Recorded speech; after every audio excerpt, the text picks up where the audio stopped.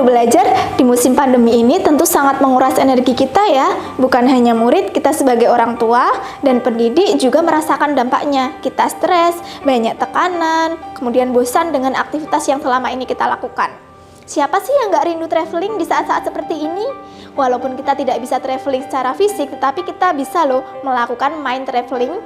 Ini saatnya bagi kita untuk 3R, rekreasi, refleksi, dan recharge energi. Salah satunya melalui buku. Ada beberapa buku yang sayang sekali untuk dilewatkan dibaca di musim pandemi seperti ini. Penasaran buku-buku apa saja itu? Simak video ini sampai habis ya. Buku yang pertama berjudul Kartu Anak Nakal. Buku terjemahan dari Korea ini merupakan novel anak yang ditulis oleh Hwang Sun-mi. Buku ini menceritakan tentang Lee Gun-woo, seorang anak yang sering mendapatkan kartu anak nakal dari gurunya di sekolah. Sebenarnya bagaimana sih perasaan anak ketika mendapatkan kartu anak nakal? Kriteria anak nakal itu seperti apa sih? Suka mengadu, suka terlambat ke sekolah, suka membuat teman yang lain menangis. Nah, lewat buku ini kita diingatkan sebagai pendidik maupun orang tua untuk memahami masalah dari perspektif anak. Dari buku ini juga dibahas tentang sistem reward and punishment untuk mengingatkan kita bahwa kita harus memahami masalah kepada anak sebelum memutuskan sesuatu yang akan kita lakukan terhadap mereka. Buku yang kedua berjudul Positive Parenting. Buku karya Ustadz Muhammad Fauzil Adim ini sangat cocok dibaca baik oleh pendidik maupun oleh orang tua. Di dalamnya berisi dasar-dasar dan perwujudan positive parenting dengan mengambil sumber-sumber dari hasanah pengetahuan barat dan hasanah Islam yang sangat kaya. Melalui buku ini, orang tua dan pendidik diajak untuk berikhtiar menyiapkan bekal bagi anak untuk kehidupannya kelak.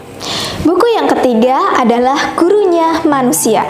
Buku karya Munif Hatib ini seolah mengingatkan kita bahwa setiap anak yang dilahirkan itu adalah juara. Kita terlalu sering melabeli anak dengan sebutan anak nakal, anak pembohong, anak cacat, dan lain sebagainya, sehingga kecerdasan anak tidak terlihat.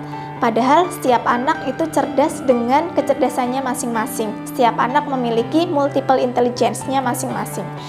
Dan tidak ada yang namanya anak yang bodoh, yang ada adalah anak yang memiliki hambatan. Maka tugas kita adalah menghilangkan hambatan sehingga anak terlihat bintangnya. Dan kecerdasan itu tidak ada kaitannya dengan angka, tetapi kecerdasan berkaitan dengan kebiasaan yang diulang-ulang disertakan dengan kemampuan untuk problem solve. Buku yang keempat berjudul Merdeka Belajar di Ruang Kelas. Buku hasil kolaborasi antara Ibu Najila Shihab dan komunitas guru belajar ini menyadarkan kita tentang tujuan pendidikan yang sebenarnya, yaitu tentang proses belajar yang merdeka dan bermakna. Bahwa proses belajar yang bermakna itu mensyaratkan adanya kemerdekaan dari guru dan murid dalam menentukan tujuan dan cara belajar yang efektif. Buku ini juga merupakan dukungan dari komunitas guru belajar kepada guru-guru di seluruh penjuru Nusantara, bahwa guru yang merdeka belajar pun juga masih harus dikuatkan oleh sesama guru yang lain. Last but not least, buku yang kelima berjudul Seni Berbicara Kepada Anak. Buku terjemahan dengan judul asli How to Talk So Little Kids Will Listen karya Joanna Faber dan Julie King ini sangat cocok dibaca oleh orang tua dan pendidik yang memiliki anak usia toddler, PAUD, TK maupun SD kelas rendah. Di dalamnya buku ini terdapat tips bagaimana sih membangun hubungan yang menyenangkan dengan anak-anak, sehingga anak-anak juga memiliki hubungan yang erat dengan orang tua, guru, saudara maupun teman sebayanya.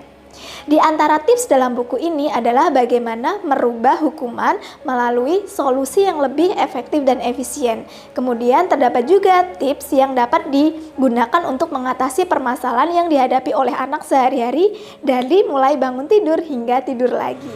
Wah, walaupun di musim pandemi ini kita tidak bisa bertraveling secara fisik, tetapi kita bisa melakukan mind traveling dengan membaca buku ya. Ternyata banyak sekali buku-buku yang dapat kita gunakan untuk mengatasi kebosanan, kepenatan, dan stres selama menghadapi masa pandemi ini. Itu tadi video tentang rekomendasi buku-buku pengembangan diri yang dapat dibaca oleh guru, orang tua, maupun pendidik.